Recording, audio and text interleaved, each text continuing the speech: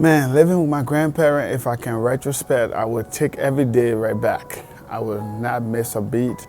My grandmother was a loving, caring person, and she always took me around. They used to call me a handbag. Everywhere she went, she took me with her. She was like maybe 5'2", 5'3", short, bow legs, and chocolate like me. Her name was Mariah. That's where my daughter name came from, Mariah H. Butler. So my grandfather was fair in complexion. Back home we say bright. My grandfather was a loving, caring man also. His name was Alfred N. Butler. I missed the time that I had to go and take the food, put on the table when he eats. He leave a little bit of rice in the plate. I would go and eat after him and whatever. Those are stuff that you can never forget, but nobody can replace those tangible moments. And those moments live with me. The favorite thing to do with family, we look up to all the Easters. We love Easter, we love Christmas. It was beautiful when we were alive. Christmas and all those times that we spent together, it means a lot to me, and I still cherish those moments. And I was much smaller when they died, but I can still remember some of the presents that they had with me. And we're sitting and just eating at the table and stuff like that and talking.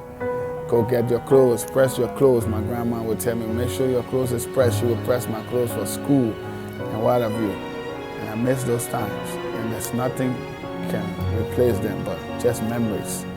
Every time that we come around those times of the year, it means a lot to me. I can give my all because they gave their all to me during those times and all through my life. But growing up, my life was tough. It's hard. The people are suffering. My grandparents were all that I knew. I had some extended family, brother, sister, cousin, aunties, and what have you. They all played a role a little bit here and there. I remember walking to the farm or walking with her, going to the market or somewhere. She always said that your tomorrow will be a better one, but you have to do what you have to do right.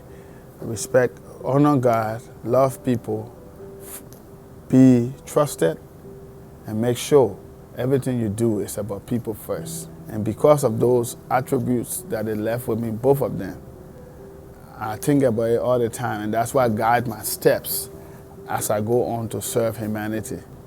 I know that with me, I know that they are proud of who I've become rather in life. I remember their smiles. I remember the days that when there was nothing like food or anything, they would make a way. When God make a way for them, they would make a way for me. When we had a civil uprising in Liberia and I was young and I fled, that's the time the whole reality sunk in. Oh yeah, this is it. You gotta do this, you gotta do this. They're not around anymore. People, family members will help, but it will help on the timing and stuff like that. But with them being alive at the time, it was consistent. Now I had to fend for myself and make sure I do everything right and stay on my P's and my Q's and stay out of trouble and do this right. Man, when I went to the grave, when I went back to Liberia the last 2 months, it's like I was able to re-envision them just being there, because everything that we went through, the way I grew up, it was just like vividly right before me. I went back to the house I grew up in with my grandparents, the family grave site and stuff like that, and sat at the grave and cried. And it was like a flashback. It's been, I think, the last time was here 2015 when I came to bury my dad. This is his grave.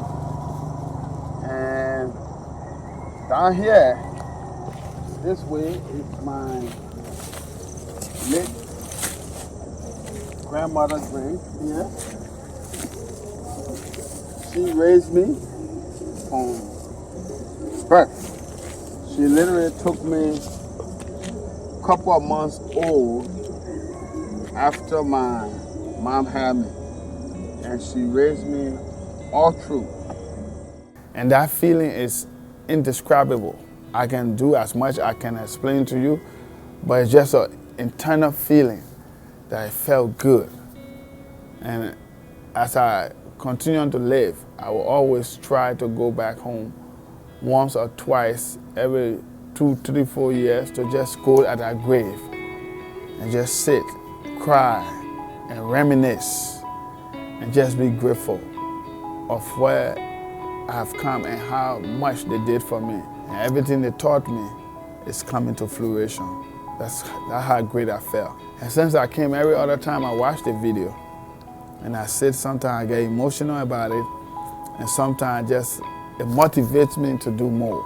You want to help people more, you want to inspire, you want to do the best you can. For someone who may not have a grandparent, I will tell you from my experience living with them, and they becoming my parents. And later on, after they die, I got to know they were grandparents. It's the best feeling to ever have. I would wish everybody would have the kind of grandparent that I had, that I grew up with. Loving, peaceful, caring, God-fearing, earnest, and hardworking. And I think the world we live in today, a lot of people miss that. The original intent of God, which is the family structure. And because of that, I'm who I am today, that I can raise a family. I've raised a family, and I'm raising a family. I'm a proud father of 7. I'm a proud grandfather of 7. It's a joy that my grandparents took care of me. And there's nothing nobody else can do that I think that would make me rethink anything about them, because they were the best that God have ever given me. They made me who I am today, God first, but they showed me the way to become successful. And those 4 principles that they left with me: love God, love people, work hard, be trusted, consistently do what is right, and serve people. The sky is your limit. So I'm grateful for them for that. But again, physically they're not here to see or enjoy, but I know they're watching from heaven, and they are glad that I turned out to be who I am today. If you're watching this video as the feature and the video is produced and what have you, I would love for you to not just listen, but I would love for you to take something out of this video that proactively you can add to your life. I want you to add some positive obsession to your passion through action, that you can live, sleep, and breathe whatever you have discovered. And through this video, may you find your 3 P's: your plan, your potential, and your purpose. And live it to the fullest. But don't make your life small just about you. Make sure you surround your life and make it about people more. Because when you serve humanity, you are bigger than the entire world. So hopefully you find something in this video that will spark up something in you. Again, not just passionate about it, but make sure you have a positive obsession that you can live, you can sleep, and you can breathe it every day by putting it through action. And let it come to fruition, not for you alone, but the massive. Remember, the Bible says, the least you do, that you do unto God, and you do for your brother. So make sure you can help somebody as you pass by, that your living will not be in vain. God bless you.